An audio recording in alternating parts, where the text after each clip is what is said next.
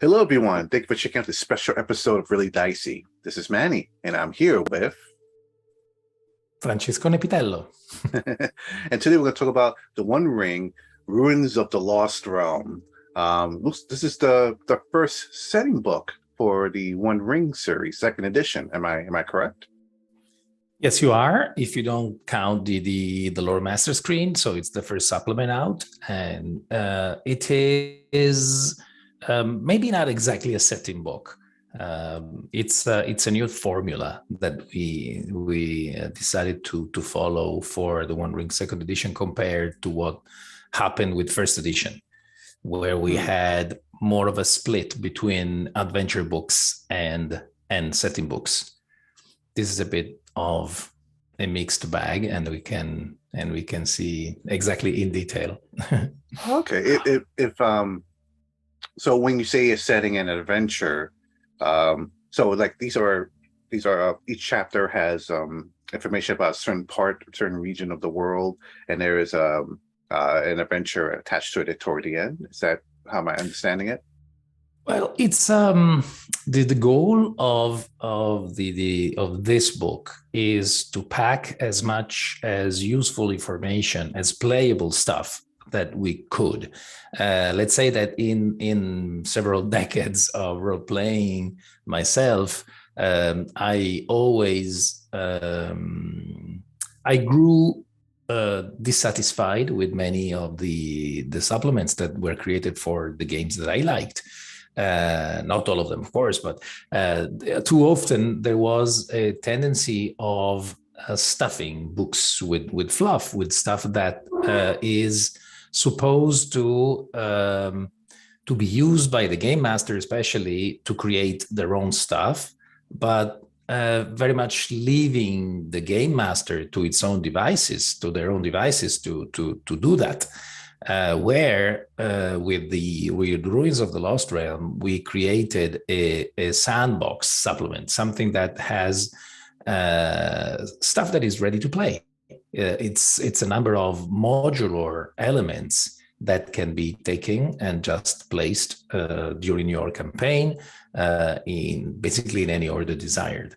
Plus, there are chapters in the opening of the book that are what could be considered more setting chapters, populating and giving life to Eriador, to the lone lands of Eriador, and but still, again, in a way that is very usable immediately, with giving you characters, giving you a timeline of events that in a way they create a more dynamic setting than simply just talking about all the history or giving details that can hardly be used in an adventure, just because it is generally interesting for anyone interested in the Lord of the Rings, for example, to have more details.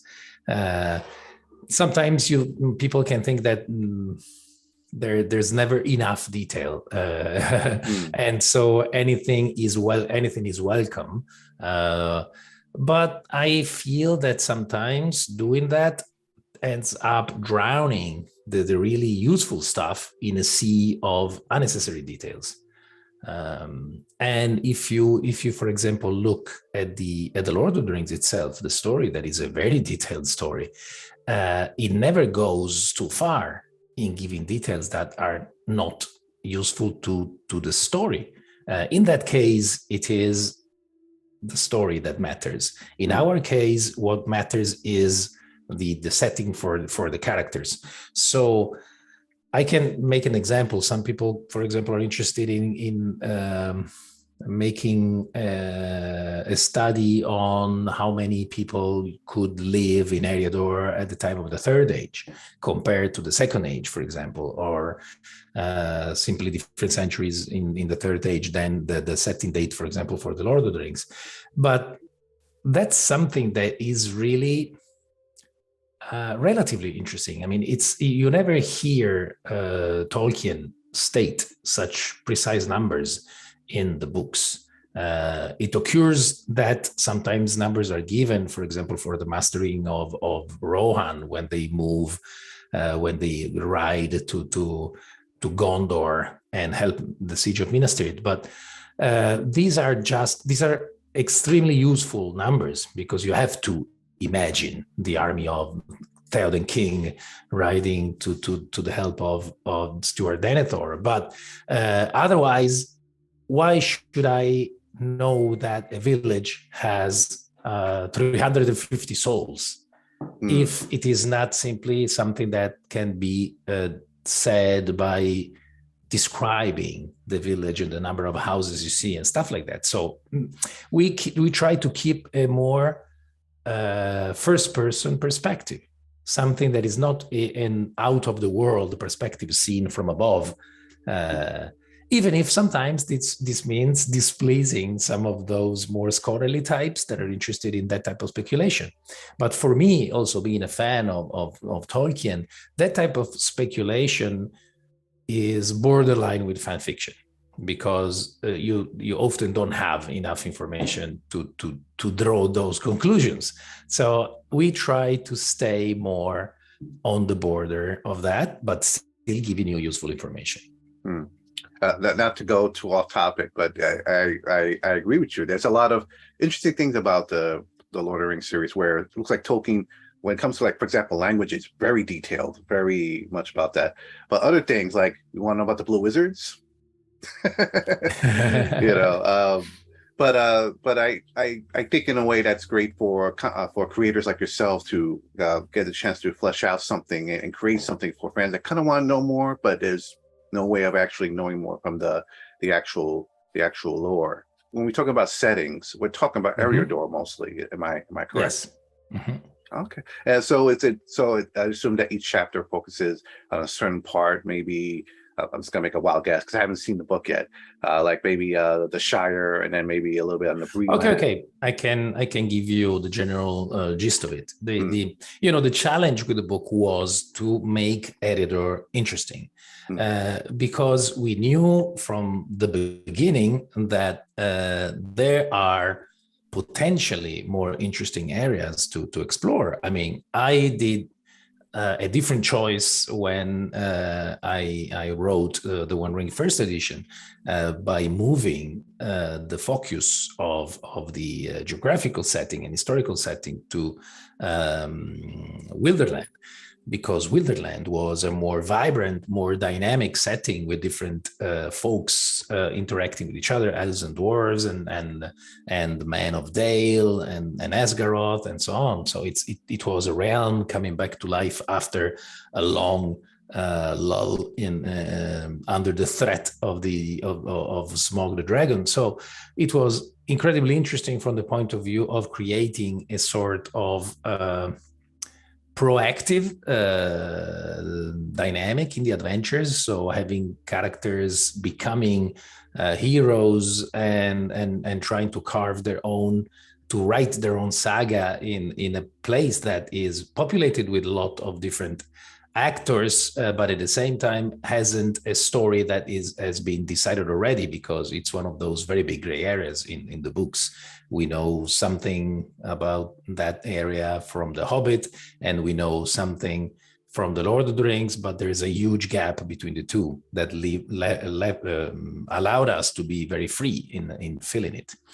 In Eriador, apparently there's not that sort of interesting dynamic, because it's the lowland. It's the lowlands. It's something that is described basically empty of anything of interest, but ruins and barrows, and this incredible exception that is the Shire placed in the middle of it. But since we were looking for a change of pace, a change of mood, and to advance also the timeline of the game towards the War of the Ring, so towards the years where the Lord of the Rings story is set, that if you remember, the first edition of the game was set around the end of the Hobbit story, and that's 2941. The game was set in 2946, so 5 years after that story. And the Lord of the Rings happens in the first decades of the year 3000. So it's 70 years apart.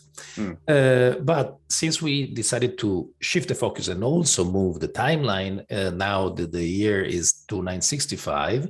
And we're getting closer to the mood of the Lord of the Rings. So leaving the optimistical mood that was there at the beginning of the stories to be told in first edition, and the lowlands were the right place because it's a very melancholic region that is mainly characterized by things that happened in the past. So ruins and relics and old lore. And I think that these provided us with something that is very charged in terms of mood, because it is really part of what the Lord of the Rings is. The Lord of the Rings is all about some sort of golden age that was lost. Aragorn is the heir of a lost line of kings and with no realm left, and the hobbits just live in the middle of this sea of things lost. And so we wanted to bring out that, but of course at the same time we needed people, and the lowlands, as described by Tolkien, seemed to be even unreasonably lone and deserted. And so with J.R.R. we started to conjecture how this area could be so desolate, and how instead it could be simply that the settlements and the inhabitants of the place could be just outside the perception of the characters that are the protagonists of the stories in the Lord of the Rings, or they were just simply sidelined by main history. And so that was what Gareth has done. We took everything that we could use as a hint, as a seed to be nurtured, to create a new non-canonical story, but still that was told in a way that is absolutely canonical. And Gareth was perfect for this because, of course, he knows his stuff. He knows his Tolkien. And in the beginning, we discussed together a few of the things that we wanted to have there. And without spoiling anything, we created a number of storylines that are going to make the lowlands very lively. And again, we are faced with the same situation that was with first edition, because by having this sort of a sandbox, this place where Tolkien just said something, but not enough, and we're filling those details, but not enough to tell you already a story. We're giving you the tools to create your own and to be free about it. It's funny, it's interesting because Gareth took one line from The Hobbit that is one of those passing lines that you don't really pay any attention to, where Gandalf was asking Bilbo to join him in his adventure. And Bilbo said, you need here. No, Gandalf said that he would need warriors to do that. But all the warriors are busy fighting wars elsewhere. And so Gareth asked himself, where are these warriors, and what wars is Gandalf talking about? And so he took some of those small tidbits and built something that is interesting. Again, like we did the same thing with the woodman in Wilderland. We took some sentences, some phrases to think, why are the woodmen not discussed enough in the Lord of the Rings, where they seem to have a prominent position in the Hobbit, because they're told as being a big folk living in the Anduin Vale. And so we just said, instead of discarding this as some change of mind in Tolkien's work, we just said, let's imagine something that can explain that. And the same thing is happening with Eriador. The information that is provided in the book is exactly to give you that, to give you the tools to create a number of adventures that deal with what happened in Eriador between the Hobbit and the Lord of the Rings, to explain the fact that there's no folk, for example, coming to the aid of Rohan or Gondor from there. But maybe if the deeds of the player character characters are going in a different way, there might be something in a new alternate version of the Lord of the Rings, where actually folk from Londire, for a renovated Londire kingdom, come to the aid of Helm's Deep during the Battle for Rohan. So again, we're in the same place, and I think that Gareth has made a fantastic job in creating believable characters and believable cultures there. And I was also happy to see, again, as it happened with the Darkening of Mirkwood, that some ideas, some things that I wanted to see in Eriador, there's a plot concerning some of the most popular villains in the books that are the Black Numenorians, that are connected to the Eriador chapter, that I really wanted to be there, and Gareth made them some unforgettable villains to be played in a campaign. Let's talk about the art direction a little bit. Is the direction very similar to what just came out with a core rulebook? Was there any changes whatsoever? No, the art direction is the same.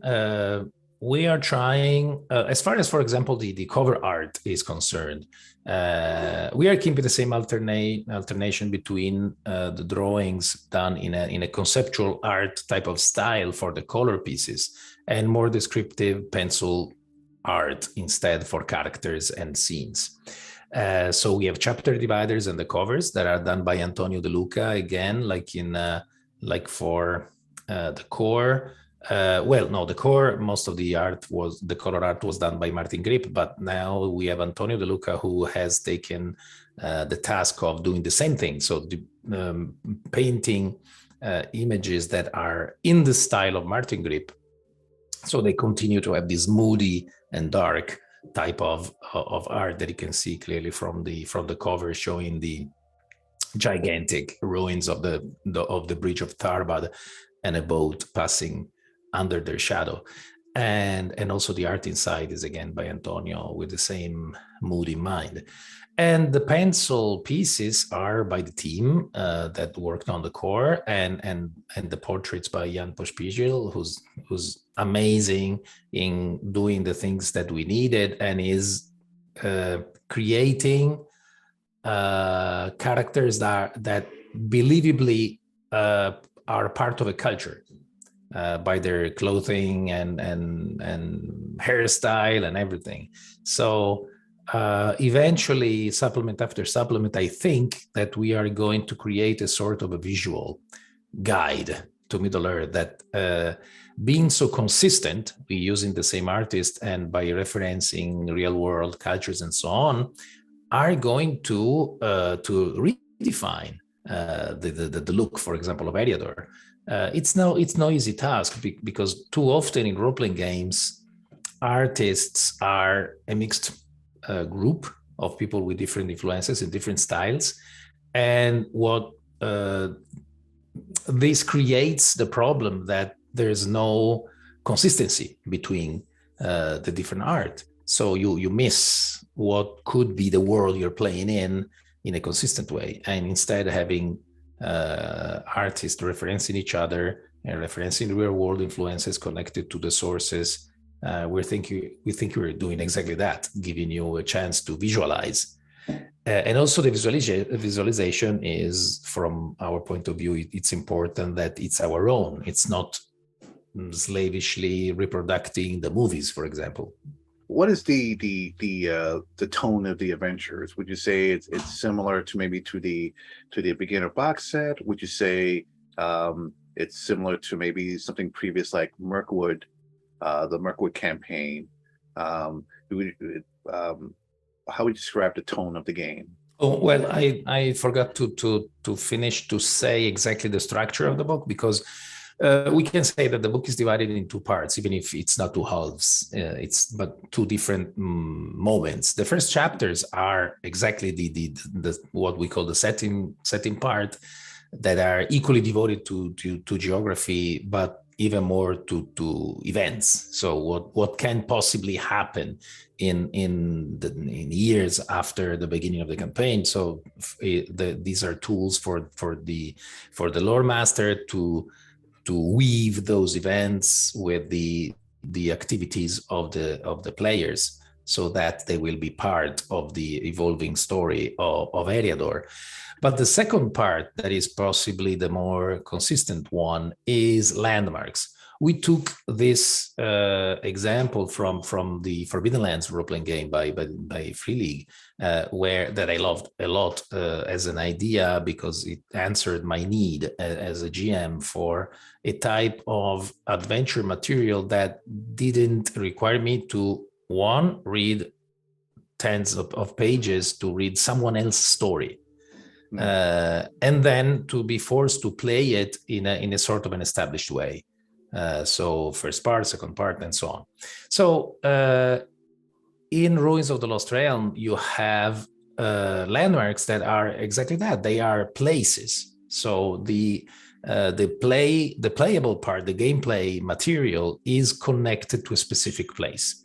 But of course, the specific place is not just a map of a ruin or a castle or a village.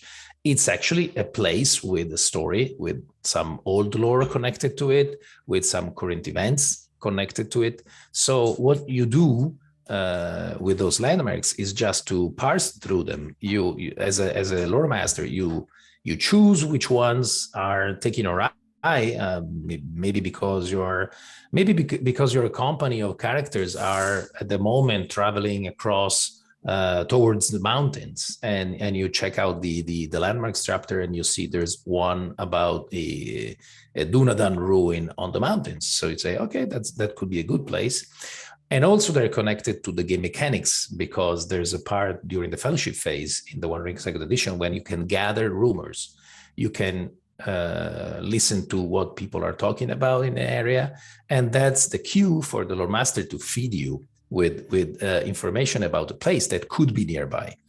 And the landmarks, some of them are canonical. For example, we have a description of Weathertop, the Tower of Amonsul, but some of them can be shifted to just conform to your own campaign. But in any case, the sandbox element is that, because the description for Amonsul, for Weathertop, could be used at any point during your campaign. It's not connected to someone bursting through the door of your inn and saying someone is being kidnapped and they escaped to Weathertop. It is because maybe you're playing that because you are passing on the east-west road and you see Weathertop and your characters say, could be a good idea to go there. Or because you were in Bree and you heard some stories about that during the fellowship phase, gathering rumors. So what I think that we did, what we accomplished with Ruins, is exactly what I wanted at the beginning. And so to have something that is there, it's easy to read, is exciting because it's not 300 pages of dry lore. It's involving, engaging information that are immediately connected, can be immediately connected by the lore master to what is happening in their own campaign, either because, as I said, the company is passing through a specific area, or because they met someone that could be connected to that, like a dwarf, and you have a dwarf mine in the landmarks, and so on. It's a toolbox, and we try to maximize the usability of that. Mm-hmm. Are there any, you know how buyers could be? They always like to hear about like options.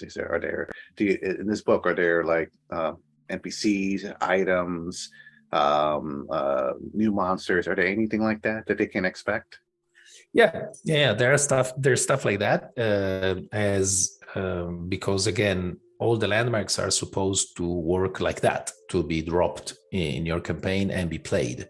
So you don't just get the map of Weathertop, but you get some playable stuff, some information, some non-player characters or monster. So yes, they are absolutely complete from that point of view.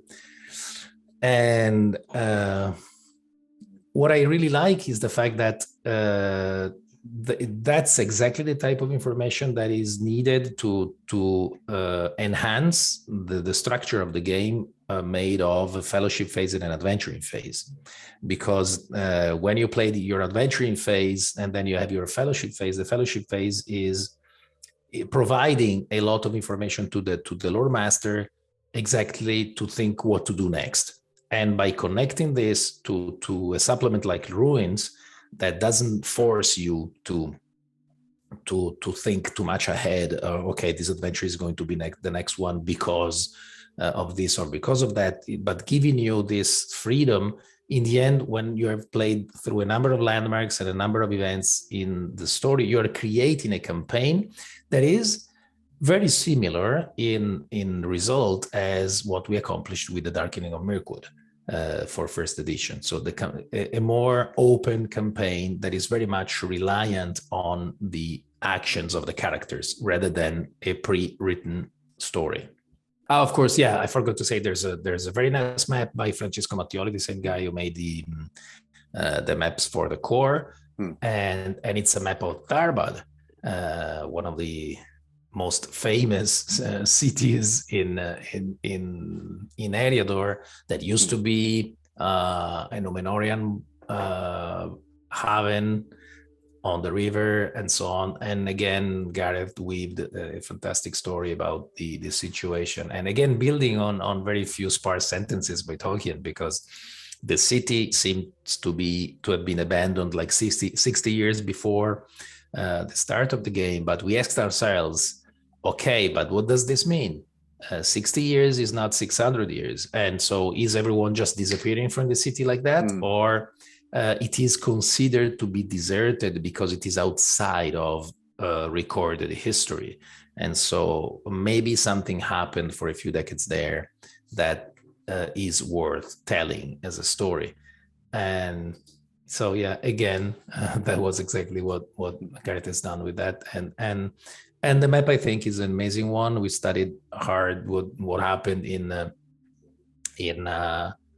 Tarbad in the different decades and ages before. And so Francesco Mattioli, the artist that he was in charge of making, he's still working on all the maps for Joe Dever's World of Magnamund.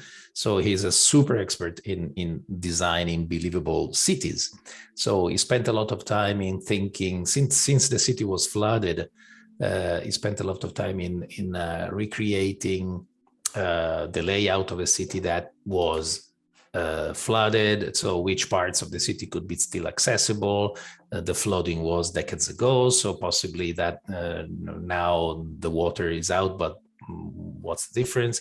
So there's this nice separate map that comes with the supplement that is to be added to the great maps for the Lord of the Rings. What is next after this? I believe I heard a rumor about the 5th edition version, Adventures in Middle-earth, 2nd edition or 5th edition, coming out shortly on Kickstarter? Yes and no. I mean, it's been announced, so it's official. You're going to get the Lord of the Rings role-playing game. That's the official name for the One Ring 5th edition, the version of the One Ring for 5th edition, and also an Shire Adventures book that is the result of combining the stuff that we gave in the starter set for the One Ring into one book for 5e. And so, yeah, that's done. That's in, I think it's been printed or very, very close to that. It's not going to be a Kickstarter. It's going to be a pre-order. Oh, that's excellent. So, excellent. Yeah. And yeah, I'm very happy about that because I was involved in that part. I mean, of course, in this case, it is a direct port of the One Ring. So it is up to the fans to decide what they want to do with it if they already have the One Ring, because what you're going to get is by far and large the same stuff, same words in there. Apart, of course, from everything that is mechanically connected to the system. And so we worked to redesign the 5e version. And so this is not based on what previously appeared for 5e.